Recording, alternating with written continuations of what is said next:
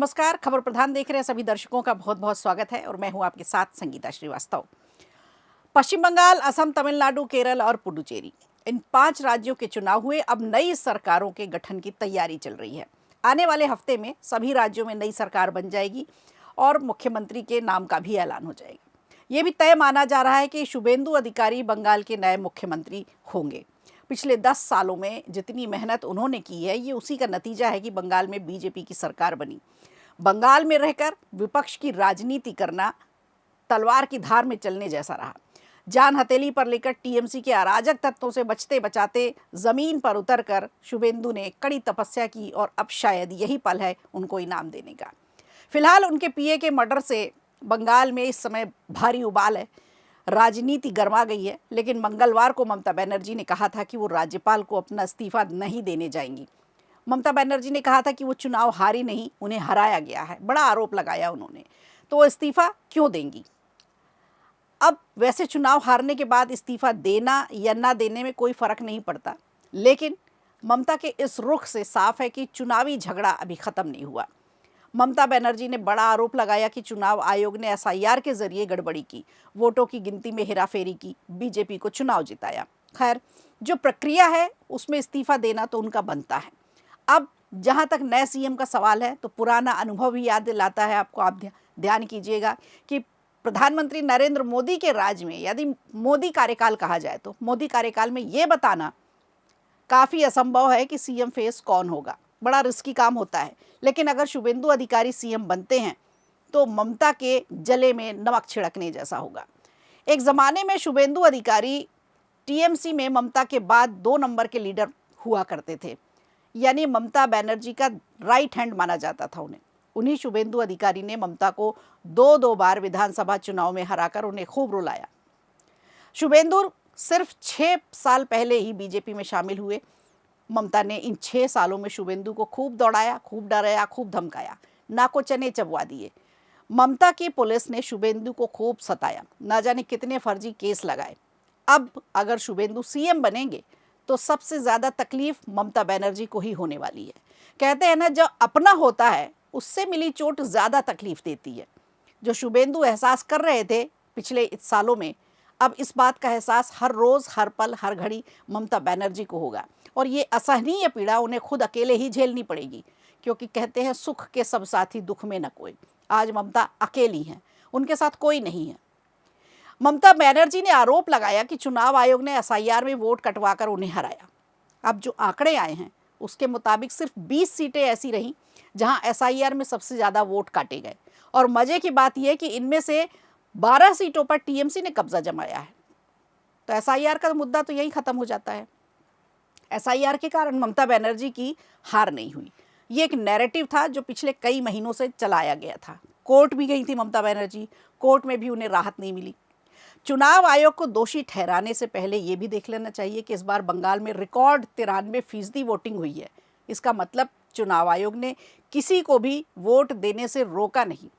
इसलिए इधर उधर की बात करने के बजाय टीएमसी को खुद पे चिंतन करना चाहिए, खुद पे मंथन करना चाहिए और जो हार मिली है उसे धैर्य से, संयम से स्वीकार भी कर लेना चाहिए।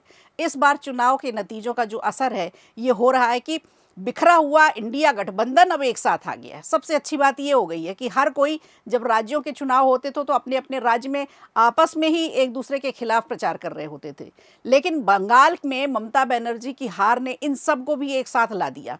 गठबंधन के हर किसी दल के नेता ने ममता बनर्जी को हार के बाद याद किया। किसी ने फ़ोन किया तो किसी ने मैसेज किया। ममता बनर्जी ने कहा कि उन्हें सोनिया गांधी, राहुल गांधी से लेकर उद्धव ठाकरे, अरविंद केजरीवाल तक विपक्ष के सभी छोटे बड़े नेताओं के फ़ोन आए।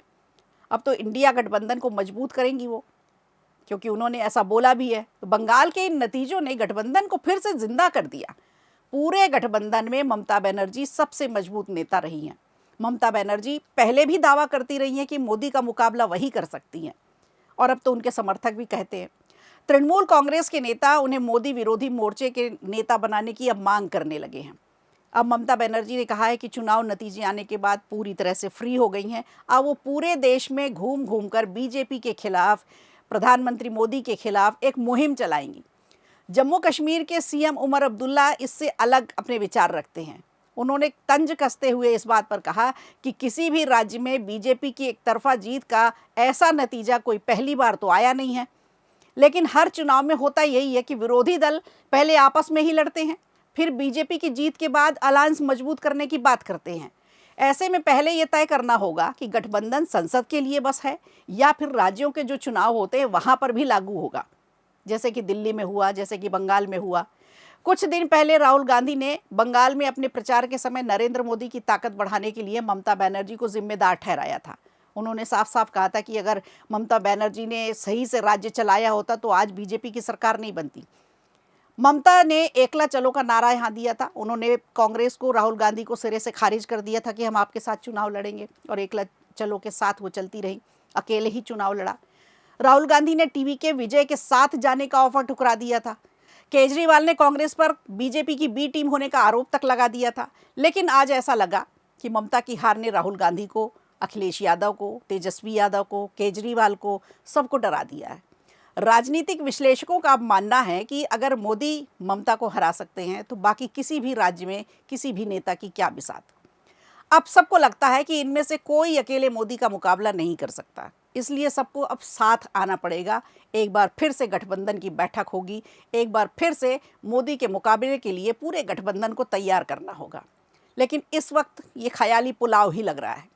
पंजाब में केजरीवाल कांग्रेस से लड़ेंगे, ये बात बिल्कुल तय है, क्योंकि अब हाल में ही चुनाव आने वाले हैं। तमिलनाडु में राहुल गांधी ने जो डीएमके के साथ किया है, उनका साथ छोड़ दिया, विजय के साथ चले गए, तो सब अपनी अपनी सुविधा देख रहे हैं। फिर साथ साथ होने की बात कैसे संभव हो सकती है? कहने का फ़ायदा क्या?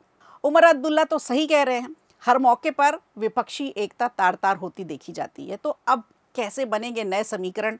क्या पूरे गठबंधन को ममता बनर्जी आगे चल के लीड करने वाली हैं? अगर ऐसा होता है तो सोनिया गांधी ये कैसे बर्दाश्त करेंगी? यहाँ तो राहुल गांधी ही दावा करते हैं। विपक्ष मजबूत होना चाहिए, ये बिल्कुल सही बात है, तभी सरकार अच्छी चलती, तभी देश अच्छा चलता है। तो क्या होगा, क्या नहीं होगा, क्या नहीं होना चाहिए, कैसे होगा? फिलहाल इन सवालों के साथ हम आपको छोड़े जाते हैं। कमेंट करके आप हमें ज़रूर बताइएगा। वीडियो अच्छा लगा हो तो लाइक कीजिए, शेयर कीजिए और कमेंट बॉक्स में हमें ज़रूर बताइए।